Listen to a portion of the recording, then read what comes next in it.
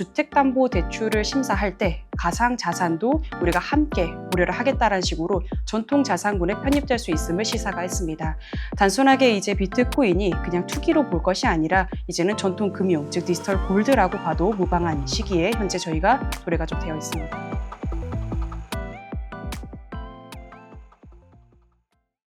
네, 안녕하세요. 메리츠 증권에서 금융을 담당하고 있는 조아혜라고 합니다. 최근에 글로벌리하게 스테이블 코인에 대한 이야기가 굉장히 많은 것 같습니다. 동시에 다들 많이 질문해 주시는 거는 그러면 스테이블 코인으로 또 어떤 금융 자산을 우리가 살 수 있는 것인지, 즉 활용성에 대한 이야기도 굉장히 많이 질문을 하고 계시는데요. 그러다 보니까 관련 내용을 담은 리포트 오늘 말씀드리기로 하겠습니다. 주제는 디지털 자산 관련된 내용이고요. 파트 1과 파트 2를 통해서 우리 지금 디지털 자산 생태계가 구축이 된다면 누가 여기에서 이제 승자를 거머쥘 것인지, 즉 저는 코인베이스 그리고 로빈후드 이 두 종목에 대해서 집중적으로 좀 말씀을 드리겠습니다. 우선 전반적으로 해당 리포트는 크게 앞서 말씀드린 것처럼 두 가지로 나눠져 있습니다. 파트 1의 경우 아무래도 우리가 지금 굉장히 빠르게 변화하고 있는 세상에 살고 있는데 이런 변화 속에서 디지털 자산이 어떤 식으로 구축이 되고 있는지, 그리고 그렇게 구축이 되면 누가 핵심적인 기능을 담당하는 것인지, 즉 코인베이스에 대한 이야기를 담은 거고요. 파트 2 같은 경우 우리가 코인베이스를 가지고 디지털 자산 생태계의 깊이를 담당하게 되면 그쪽으로 다가오는 접근성을 또 요구하는 플랫폼들이 등장하게 됩니다. 그 플랫폼의 핵심은 로빈후드이기 때문에 파트 2에서는 로빈후드에 대해서 말씀드리겠습니다. 우선 파트 1을 통해서 현재 변화되고 있는 세상에 대해서 좀 말씀드리겠습니다. 14페이지의 왼쪽에 있는 표를 봐주시면 비트코인은 현재 시가총액에서 총 5위를 차지하고 있습니다. 단순하게 그냥 5등이다라고 볼 것이 아니라 지금 이와 같이 시가총액이 큰 이제 상위에 차지하고 있다는 것은 디지털 골드라는 위상 강화 그리고 전통 금융 자산군에도 편입되고 있음을 시사할 수 있겠습니다. 어제도 굉장히 재밌는 뉴스가 하나가 나왔죠. 우리가 주택담보대출을 심사할 때 가상자산도 우리가 함께 고려를 하겠다는 식으로 전통자산군에 편입될 수 있음을 시사가 했습니다. 단순하게 이제 비트코인이 그냥 투기로 볼 것이 아니라 이제는 전통금융, 즉 디지털 골드라고 봐도 무방한 시기에 현재 저희가 도래가 좀 되어 있습니다. 그러다 보니까 우리나라에서도 가상자산 관련된 이런 거래대금도 굉장히 빠르게 좀 올라오고 있습니다. 해당 보시고 계시는 화면에서 오른쪽 봐주시면 작년 말만 하더라도 우리 가상자산 거래대금이 17조 원으로 주식시장 15조 대비해서도 높은 숫자를 보여준 바가 있습니다. 이제 가상자산 관련된 이 투자 플랫폼들은 단순하게 그냥 일회적으로 끝날 것이 아니라 우리 삶 속에서 굉장히 지금 깊숙이 다가왔는데요. 그러다 보니까 이와 같은 여러 가지 법제화되는 이야기들도 굉장히 많이 나오고 있는 상황입니다. 우선 미국에 대한 이야기입니다. 현재 트럼프는 우리가 알고 있듯이 미국을 세계 암호화폐 수도를 만들겠다는 목표 아래 다양한 규제 완화와 제도 정비를 추진하고 있습니다. 여러 가지 내용이 나오고 있지만 크게 두 가지로 요약해 볼 수 있을 것 같습니다. 왼쪽 표에서 가운데 보시다시피 지급수단 토큰화에서 CBDC는 절대적으로 반대하고 이 달러 기반 스테이블 코인을 적극적으로 제도화하고 있습니다. 즉 화폐에서는 달러 기반 스테이블 코인을 통용시키겠다는 것을 의미하겠고요. 두 번째로는 오른쪽 표에서 맨 아래 보시면 아시겠지만 비트코인을 전략적인 자산으로 비축하도록 법의를 발의가 되었습니다. 이렇게 봤을 때 화폐는 달러 기반 스테이블 코인을, 자산은 비트코인을 우리가 종합적으로 이제 전통 자산군으로 편입을 하겠다는 것이 미국의 큰 목적이라고 할 수 있겠습니다. 그러다 보니까 최근에 통과된 이 스테이블 코인 관련된 법안, 지니어스 법안도 우리가 많이 집중하고 있는 이유도 그 법안이 통과하게 되면 방금 말씀드린 이 두 가지가 더 빠르게 확대될 거라고 예상할 수도 있겠습니다. 미국이 이런 식으로 바뀌고 있다 보니 우리나라도 함께 좀 바뀌고 있는 흐름이 나타나고 있는데요. 우선 2020년만 하더라도 우리나라 같은 경우 특근법을 통해서 가상자산에 대한 정의가 처음으로 규정된 바가 있습니다. 그리고 나서 가상자산 이용자 보호법을 통해서 이용자 보호를 강화하기 시작했고요. 지금 저희가 적극적으로 논의되고 있는 분야는 디지털 자산 기본법입니다. 우리가 흔히 알고 있는 이 STO라던가 여러 가지 디지털 자산을 상위로 호환하는 굉장히 넓은 범위의 법이라고 할 수 있겠는데요. 현재 발의가 된 상황이고 이 법들이 통과하게 되면 우리가 지금 느껴지고 있는 현재 같은 변화는 더 빠르게 나타날 수 있을 거라고 기대할 수 있겠습니다. 사실 근데 여기서 다들 많이 질문을 주시는 거는 디지털 자산이라는 것이 아직은 와닿지 않다라고 말씀을 많이 주시는데 사실은 이미 이 변화를 저희가 좀 느끼고 있는 상황입니다. 이제 테슬라 주식을 0.1조 사는 게 낯설지가 않습니다. 디지털 자산의 가장 첫 번째 큰 장점은 쪼개진다는 건데 오른쪽 그래프 보시면 카카오페이 증권, 토스 증권에서도 소수점 투자가 지금은 되게 당연시하게 되고 있는 상황입니다. 즉 모든 자산들이 이미 토큰화처럼 쪼개지고 있는 세상에 살고 있습니다. 여기서뿐만 아니라 주식뿐만 아니라 더 다양한 것들이 투자가 된다는 것이 핵심인데요.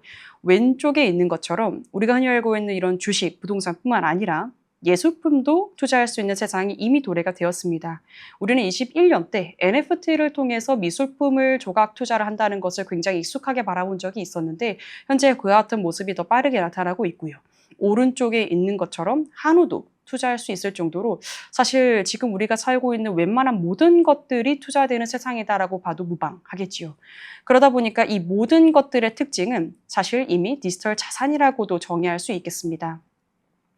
그래서 이 디지털 자산을 조금 더 단계별로 살펴보게 되면 지금은 해당 그림에서 조각화까지가 저희가 느껴지고 있는 현실이라고 할 수 있겠는데요. 아무래도 이 STO들이 등장함에 따라서 소유권 이전 가능한 자산들까지도 투자하는 것은 낯설지가 않습니다. 그런데 지금 저희는 한 단계 더 업그레이드된 세상에 살고 있습니다. 단순하게 조각화가 된다는 것이 아니고요. 모든 실물 자산이 토큰화가 된다는 것이 우리가 지금 기다리고 있는 미래 모습이겠습니다. 토큰화가 된다는 것은 우리가 흔히 알고 있는 전통 금융 자산뿐만 아니라 부동산이라던가 비금융 실물 자산까지도 거래가 된다는 것을 의미합니다. 일례로 이렇게 되면 어떻게 되냐라고 하면 거래대금 측면에서는 굉장히 우리가 거래할 수 있는 세상이 많아진다는 건데요. 미술품 거래대금은 한 7천억 정도 되는데 부동산 거래대금은 1년에 한 350조 정도 됩니다.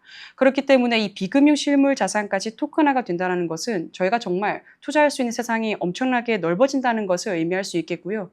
저만의 상상일 수 있겠지만 10년 뒤에는 압구정 현대백화점의 1평을 살 수 있는 세상까지도 도래될 수 있음을 시사할 수 있겠습니다. 이러다 보니까 디지털 자산이 굉장히 지금 빠르게 변화하고 있습니다. 그러다 보니 새롭게 등장하는 주체들이 굉장히 좀 많은 상황인데요. 해당 보시는 그림에서 맨 왼쪽 보다시피 디지털 자산의 금융 생태계는 총 4가지 단계로 우리가 구분해 볼 수 있겠습니다. 우선 발행이 될 거고요. 발행이 된 토큰을 거래하는 주체, 그리고 거래된 것을 보관하고 마지막으로 이 보관된 것을 운용 및 관리하는 4가지 단계로 이 디지털 자산 금융 생태계를 나눠볼 수 있겠습니다. 전통 금융사 쪽에서는 발행과 거래는 아무래도 증권사 중심으로 이제 자리가 잡아갈 거라고 예상할 수 있겠고요. 보관 쪽에서는 전통적으로 은행이 해당 역할을 수행하고 있어서 다양한 은행 주체들이 해당 기능을 수행해 나갈 것이라고 예상하겠습니다.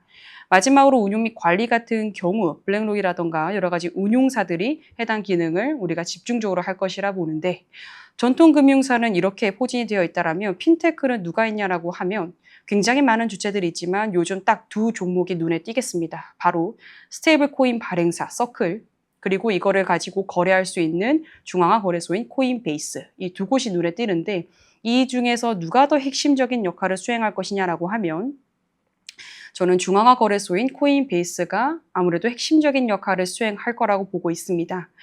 사실 코인베이스는 뒤에서도 말씀드리겠지만 단순하게 가상자산 거래소로 보기에는 좀 적은 역할이고요.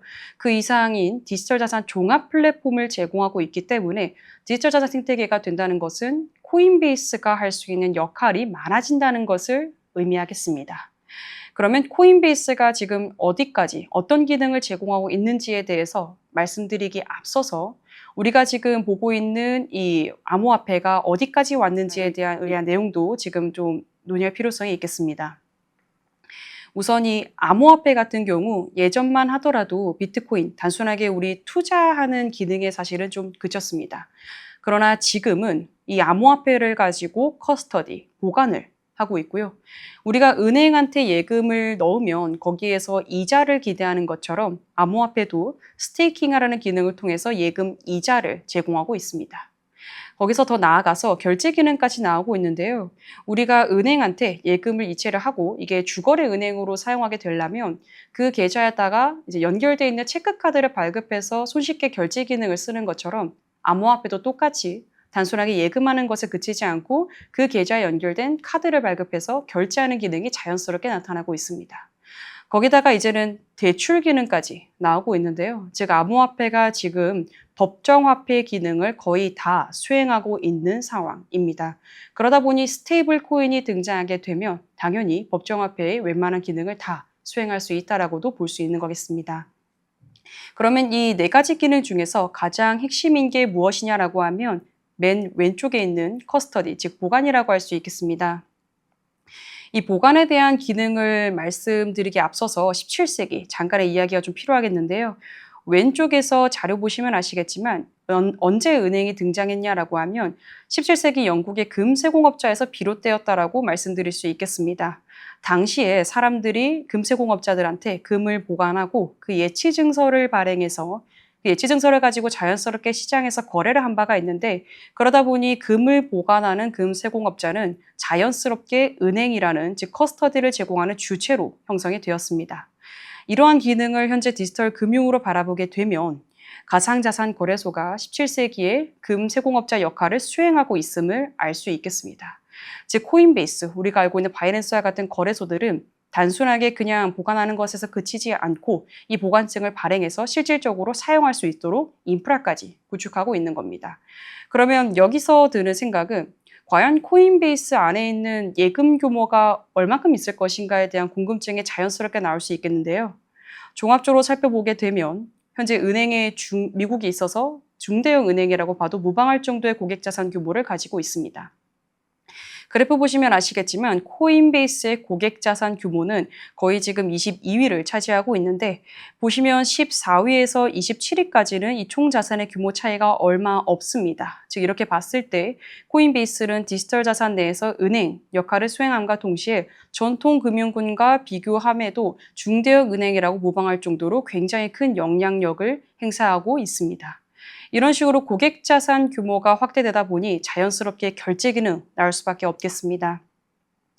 우선 맨 왼쪽 그래프에서 보시다시피 이미 암호화폐 사용자 수는 페이팔과 아멕스 다음으로 이미 이들의 사용자를 상회를 하고 있습니다. 그러다 보니까 이들 중심으로 이 결제 기능이 자연스럽게 나올 수밖에 없겠는데요.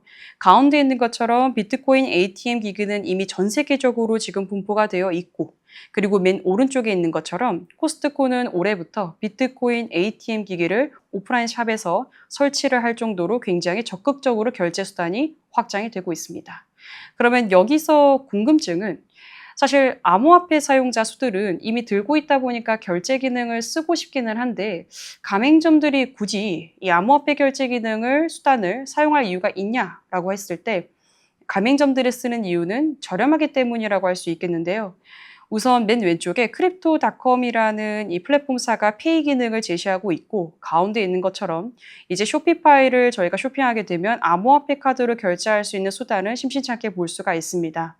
이와 같이 쇼피파이 안에 있는 가맹점들이 암호화폐 결제 기능을 쓰는 이유는 오른쪽 보시다시피 수수료율이 압도적으로 저렴하기 때문인데요.